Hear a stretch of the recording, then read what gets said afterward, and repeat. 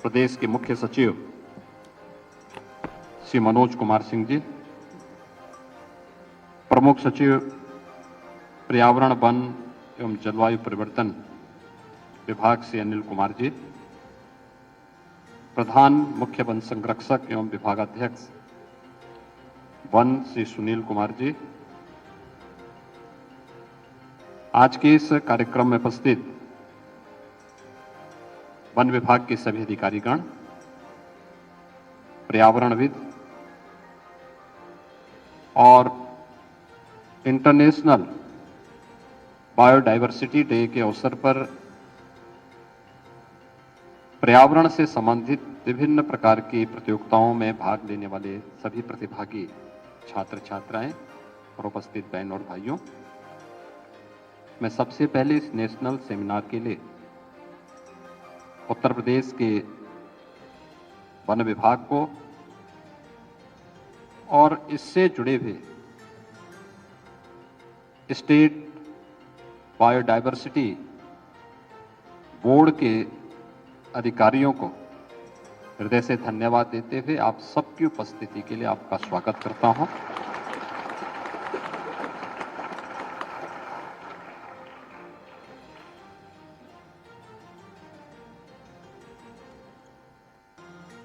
Biodiversity का हमारे जीवन में क्या महत्व है, मुझे लगता है कि भारत से ज्यादा कोई अन्य इसके महत्व को नहीं समझ सकता। आप याद करिए, जब भी किसी भी सनातन धर्मावलंबी के घर में कोई मांगलिक अनुष्ठान होता है तो शांति पाठ होती है। उस शांति पाठ की शुरुआत केवल वहां पर रहने वाले व्यक्ति के कल्याण के लिए नहीं होती है। उसकी शुरुआत ही होती है कि द्यो शांति, पृथ्वी शांति, अंतरिक्ष शांति, आपह यानी जल में भी शांति हो, यानी वह संपूर्ण चराचर जगत के कल्याण की कामना के साथ वह मांगलिक अनुष्ठान शुरू होता है। और यह कहां से आया है?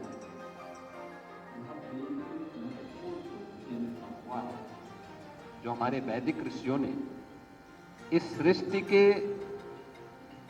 संरक्षण के लिए हम सबसे एक आश्वस्ति चाहिए थी। यानी वैदिक ऋषि किस बात का आश्वासन हमें चाहता है? इस बात का आश्वासन चाहता है कि अगर मनुष्य को बने रहना है तो याद रखना, हमें इस चराचर जगत के बारे में सोचना पड़ेगा। केवल मनुष्य के बारे में नहीं, केवल जीवों के बारे में नहीं, केवल जंतुओं के बारे में नहीं, हमें उसकी उस पूरी विविधता के बारे में जिस पर जीवन चक्र आधारित है, इन सब के बारे में सोचना पड़ेगा। और इसीलिए तो अथर्ववेद ने कहा है कि धरती हमारी माता है, हम सब इसके पुत्र हैं। तो एक पुत्र के नाते हम अपनी जिम्मेदारियों का निर्वहन कितना कर पा रहे हैं, यह आज एक प्रश्न हम सबके सामने है। और इसीलिए दुनिया के मंचों में 1992 में इस पे चर्चा प्रारंभ हुई होगी। प्रधानमंत्री मोदी जी ने दुनिया को इस बात के लिए आश्वस्त किया कि 2070 तक भारत नेट जीरो के लक्ष्य को प्राप्त करेगा। लेकिन इस लक्ष्य को प्राप्त करने का काम केवल सरकार के स्तर पर नहीं, बल्कि हम सबके सामूहिक प्रयास से जब एक कार्यक्रम आगे बढ़ेंगे तो इसके परिणाम हमारे सामने देखने को मिलेंगे। खासतौर पर आप देखते होंगे इन सभी बातों को लेकर के मैं इस बात को मानता हूं कि जो व्यक्ति प्रकृति के जितने अधिक नजदीक रहेगा, वह उतना ही अपने को स्वस्थ महसूस करेगा। और आज उसके बहुत सारे अच्छे प्रयास हमारे स्तर पर हो सकते हैं। कैसे हम इन कार्यक्रमों को आगे बढ़ा सकते हैं, और इन कार्यक्रमों को लेकर के ही उत्तर प्रदेश का जो हमारा बायोडायवर्सिटी बोर्ड है, उसने भी इन चीजों को लेकर के एक नए अभियान को आगे बढ़ाने के कार्यक्रम को, जिसे लेकर के आज नेशनल सेमिनार भी यहां पर आयोजित किया गया है, जिसके बाद जिसका विजन ही इस बात को लेकर के है कि हम लोग इस अवसर पर एक harmony with nature and sustainable development, यानी प्रकृति और सतत विकास में समन्वय, एक सामंजस्य कैसे हम बना सकें। आप देख रहे होंगे, यानी हमें प्रकृति के साथ, पर्यावरण केवल मनुष्य नहीं है, जीव नहीं है, जीव जंतु और वहां की भौगोलिक और स्थानीय पारिस्थितिकी, इन सबको मिलाकर के जो एक उस वहां की जो एक वातावरण बनता है, वो अपने आप में पर्यावरण कहलाता है। यानी प्रकृति और पुरुष का एक समन्वित जो रूप है, वही पर्यावरण है। लेकिन उसमें समन्वय बनाने का काम किस रूप में हो सकता है? आज हम लोग देखते हैं, हर कार्य के लिए हम लोग सरकार पर निर्भर होते हैं। आप याद करिए, पहले प्राचीन समय में हम लोग इस बात को देखते थे हर गांव में, और ये राजस्व संहिता का हिस्सा भी होता था। हर गांव में खलिहान की भूमि होती थी, लोग खेतों में आग नहीं लगाते थे। यानी फसल कटने के बाद पराली का व्यवस्थित प्रबंधन किस रूप में होता था, ये हम सबके संज्ञान में है। हम सब जानते हैं, प्राचीन यानी आज से कम 35-40 वर्ष पहले लोग इस बात को लेकर के बहुत आग्रही हुआ करते थे। गांव में खाद का गड्ढा भी एक होता था, जिसकी नौयत चेंज नहीं होती थी।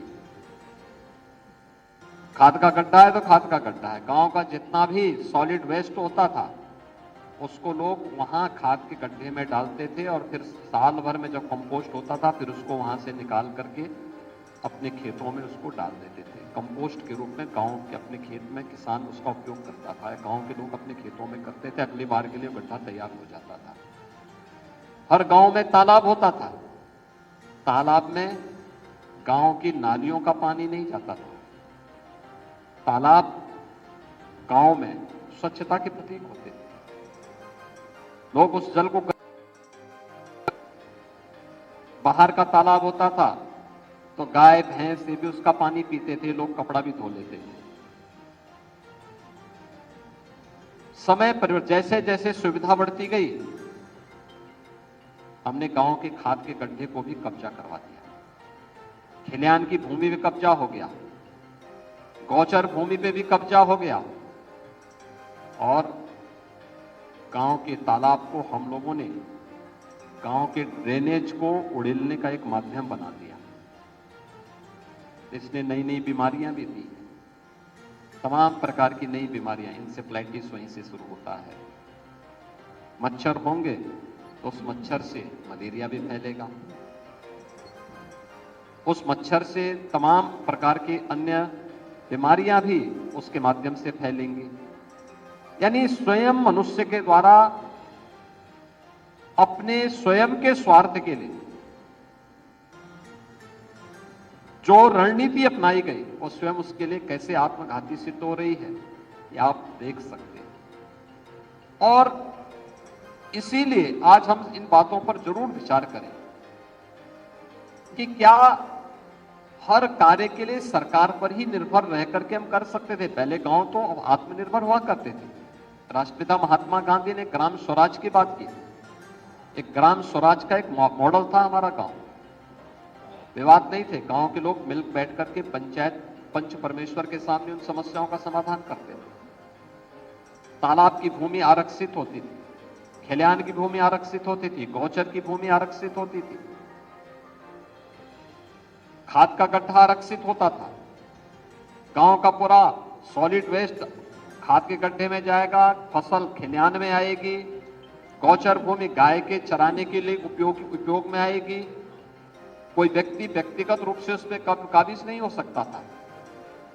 और गांव में हर व्यक्ति ने या तो अपना सोख्ता बना के रखा हुआ था या फिर गांव की नाली, गांव के बाहर कहीं जाकर के दूर उसको बहा दिया जाता था। आवश्यकता भी कम थी। लोग प्रकृति की पूजा करते थे, जल स्रोत की पूजा करते थे।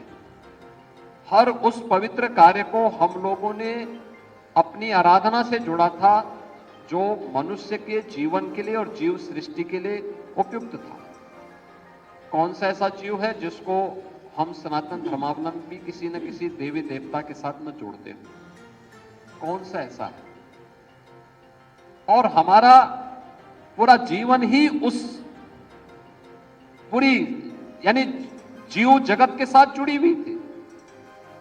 हमने पेड़ों की भी पूजा की है, उनके साथ भी हमारी ऋषि परंपरा ने तो हमें यही बात कही कि पीपल को नहीं काटना चाहिए, बरगद को नहीं काटना चाहिए। पीपल में किसी देवता का वास बता दिया, बरगद में किसी का वास बता दिया, नीम, आम, अन्य सभी में किसी न किसी का वास, यहां तक कि दूबा में भी बता दिया। उसकी भी पूजा करनी है। यानी पूजा किसकी? जिसका हम संरक्षण कर सके। यह भी बता दिया कि पहला जो ग्रास है वो गाय का होगा, अंतिम ग्रास होगा कुत्ते का।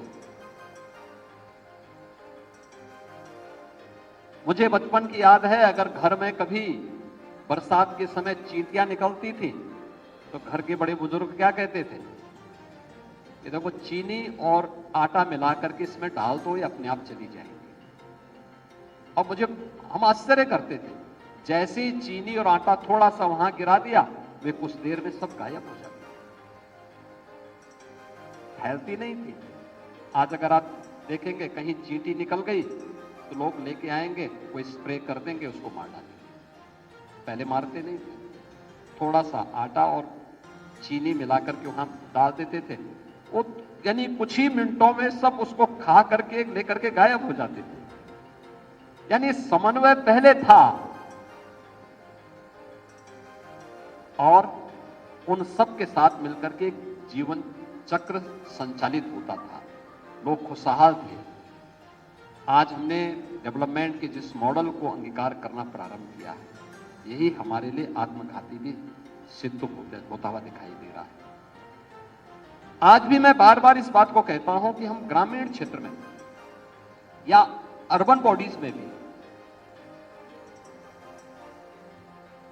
वाटर ट्रीटमेंट की कुछ देसी पद्धति अपना सकते हैं। नेचुरल प्रोसेस के साथ हम उसको आगे बढ़ा सकते हैं।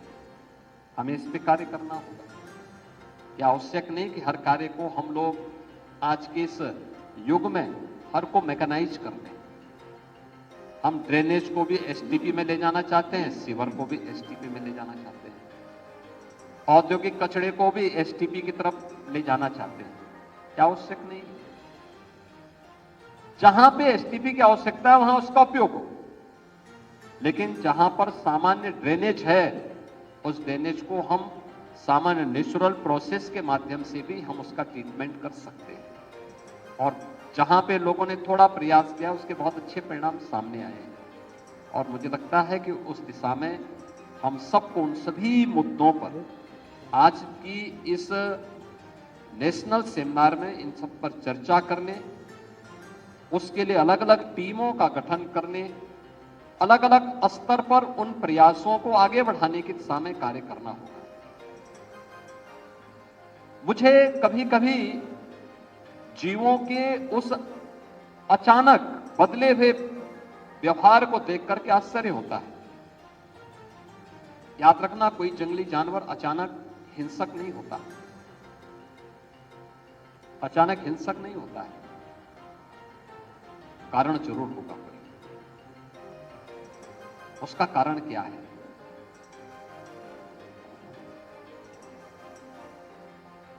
हमें उस पर विचार करना होगा। और मुझे प्रसन्नता है उत्तर प्रदेश के वन विभाग ने पिछले 8 वर्ष में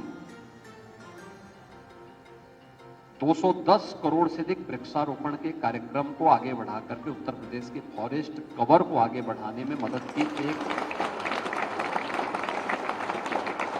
ये पर्यावरण के प्रति और प्रकृति के प्रति हमारी कृतज्ञता का एक छोटा सा उदाहरण हो सकता है। आदरणीय प्रधानमंत्री जी के प्रयास से नमामि गंगे परियोजना के बहुत अच्छे परिणाम सामने आए हैं। कानपुर नमामि गंगे परियोजना का जो सबसे क्रिटिकल पॉइंट माना जाता था, आज आप देखते होंगे और मुझे अंतःकरण से प्रसन्नता होती है कि हमारी देव नदी गंगा कानपुर में अविरल भी है और निर्मल भी है, वहां देखने को मिलता है।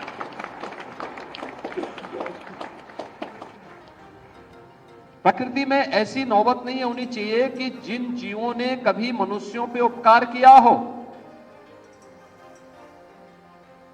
हम जटायु की बात करते हैं,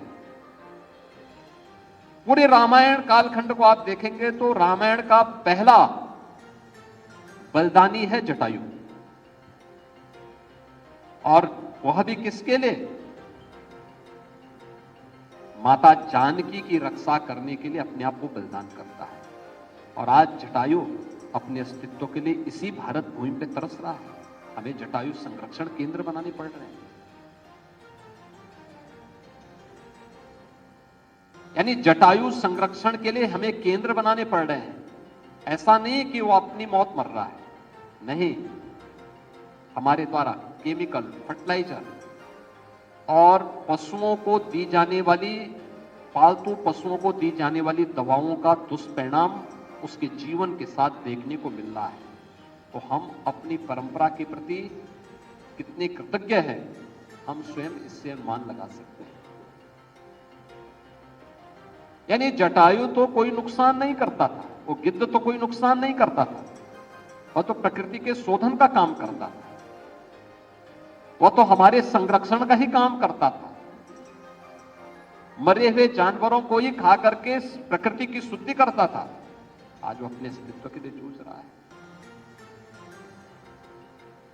पता नहीं किस बुद्धिमान व्यक्ति ने सभी देसी आम के पेड़ काटने के ऑर्डर दे दिए, काट डालो। जामुन के पेड़ काटने के ऑर्डर दे दिए। भाई जब आप लगा नहीं सकते तो काटने का आदेश कैसे दे रहे हैं? और इसीलिए आज इन सब मुद्दों पर विचार किए जाने की आवश्यकता है। इसको एक जन आंदोलन बनाने की आवश्यकता है। अलग अलग सेक्टर को चिन्हित करने की आवश्यकता है।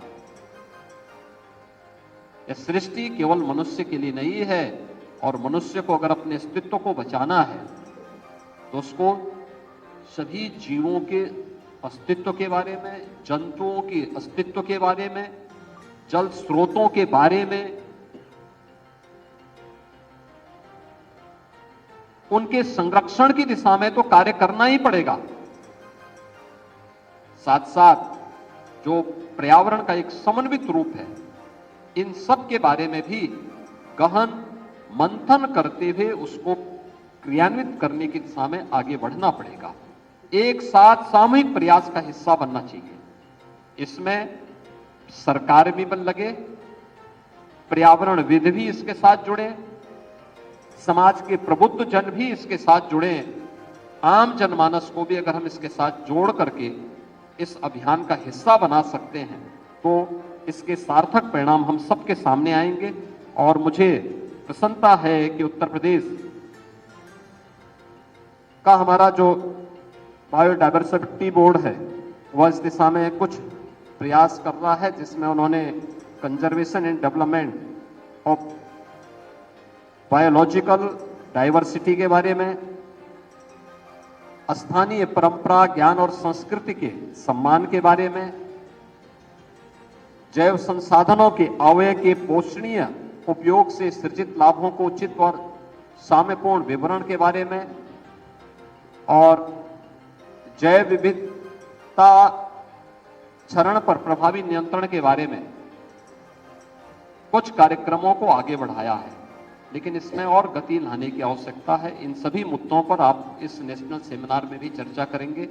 और किसी ठोस निष्कर्ष पर पहुंचेंगे इस विश्वास के साथ मैं आज के इस इंटरनेशनल बायोडायवर्सिटी डे के अवसर पर आयोजित इस नेशनल सेमिनार के लिए आप सबको हृदय से एक बार फिर से बधाई देता हूं, अपनी शुभकामनाएं देता हूं। धन्यवाद। जय हिंद।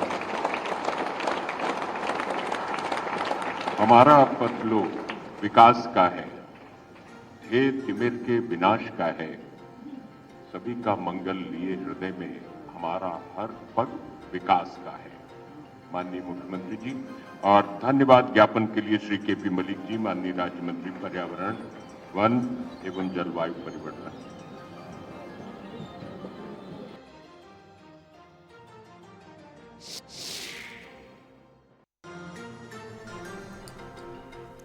मुख्यमंत्री योगी आदित्यनाथ को आप सुन रहे थे। और आज वैद जिस तरीके से दिवस मनाया जा रहा है, नेशनल सेमिनार का उद्घाटन करने के लिए पहुंचे थे और नेचर के बारे में उन्होंने बहुत सारी बातें बताई और कहा कि प्रकृति के करीब जो व्यक्ति रहता है वो हमेशा हेल्दी रहता है। वैसे तो मुख्यमंत्री योगी आदित्यनाथ खुद ही एक नेचर लवर हैं, प्रकृति से प्रेम करने वाले व्यक्ति, और आज जैव विविधता दिवस है और इसको लेकर ये नेशनल सेमिनार आज लखनऊ में रखा गया। मुख्यमंत्री पहुंचे और आप देखिए जो इसको लेकर एक नेचर प्रदर्शनी लगी है उसको अवलोकन करने के लिए मुख्यमंत्री पहुंचे हैं। पर्यावरण जागरूकता कितनी ज़रूरी है मुख्यमंत्री ने अपने शब्दों के जरिए बताया और बताया कि अब आधुनिकता आने से कितना बदलाव इसमें हुआ है। बढ़ते आगे,